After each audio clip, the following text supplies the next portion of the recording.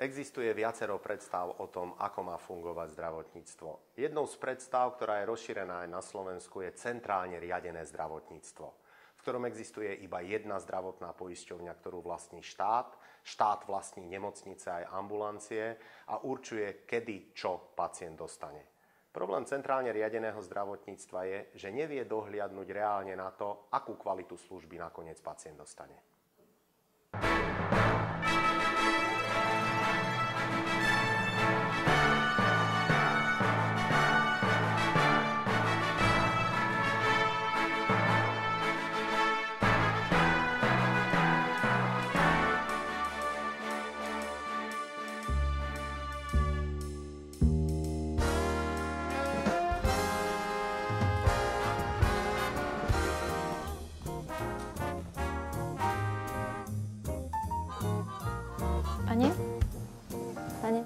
Pane? Ja by som vám potrebovala. Dobre? Ďakujem.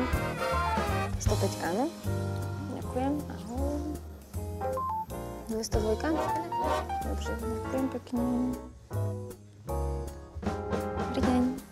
Ahoj. Môžem si to prosím? 102 na pozorne. 433.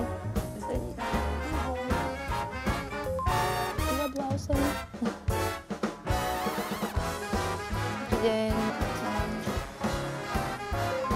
114, áno. Ešte aj vás si zoberú. 236, áno. Posledná trojčíslo. 497. Ale veď vy ste 236. 497. Nekričte. Vy máte 2 čipy. To vám ešte nikto nepovedal? Nie. Viete čo, chodte na 207 tam dozadu. Tam vám jeden vyberú, dobre?